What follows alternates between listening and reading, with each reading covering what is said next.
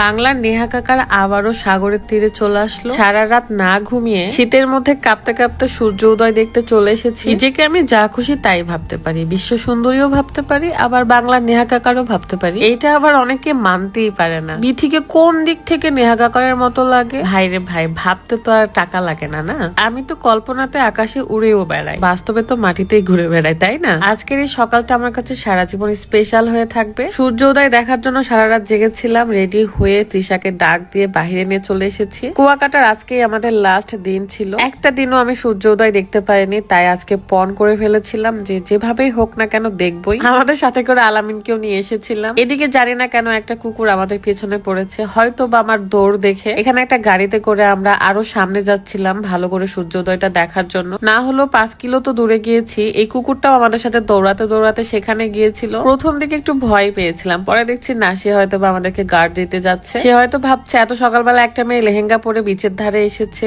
পাহারা না দিলে হবে। সাগরের তীরে শাড়ি লেহেঙ্গা এসব পরে ঘুরে বেড়াতে আমার ভীষণ ভালো লাগে। তাই কুয়াকাটা আসার আগে আমি লেহেঙ্গাটা বেঁধে নিয়ে আসছিলাম। নর্মালি এগুলো বিভিন্ন প্রোগ্রামে পরলে বেশি সুন্দর লাগবে। ম্যামের আমি মেকআপ ম্যান হিসেবে আছি, not makeup man, tissue man লাগবে। আর রাস্তার মাঝখানে আমাদের ভ্যানটা নষ্ট হয়ে গিয়েছিল জন্য ওখানে নেমেছিলাম, বাট আমাদের আরো সামনে যাইতে হবে, তবে ভালোভাবে প্রকৃতির মাঝখানে আমরা সূর্য উদয় দেখতে পাবো। মাশাল্লাহ মাশাল্লাহ মাশাল্লাহ, এত ভালো লাগছিল। একই সুন্দর আকাশ, শুধু বালির চর, এর মাঝখানে সূর্য উদয় এত ভালো করে সাগরে মনে হয় এই প্রথমবার আমি দেখলাম। পাহাড়ে দেখেছি, কক্সবাজারও দেখেছি, বাট কুয়াকাটা এই প্রথমবার এত ভালো করে এত কাছ থেকে দেখলাম। মাশাল্লাহ, আমার চোখ দুইটা যেন সার্থক হয়ে গেল। ভিডিও শুরুতে যেটা বলছিলাম, আমি নিজেকে বাংলা নেহা কাকার ভাবতেই পারি। গতবার যখন কক্সবাজারে আমি এই ভিডিওটা বানিয়েছিলাম এরকমই, তো সেখানে অনেকে অনেক কমেন্ট করেছে আমি নাকি বাংলার নেহা কাকার এটা সেটা, কোন দিক থেকে বিথিকে নেহা কাকার লাগে। ভাই রে ভাই, আপনারা কেন যে অন্যের ভালো, অন্যের মানে ভালো থাকাটা নিতে পারেন না? ভাবলামই না হয় আমি নিজেকে বিশ্ব সুন্দরী। সো জানি না কেন আপনারা সবসময় সবকিছুই নেগেটিভ সেন্সে নিতে চান। আর কিছু কিছু মানুষ তো আছে এই ভিডিওগুলো নিয়ে নেগেটিভ ভাবে প্রেজেন্ট করতে। আমি আমার মতো ঘুরে বেড়াই, খেলে বেড়াই, যা খুশি করি। যখন আমি ব্লগার ছিলাম না, তখন আমি অন্যদের ভিডিও দেখতাম, আমার ভীষণ ভালো লাগতো।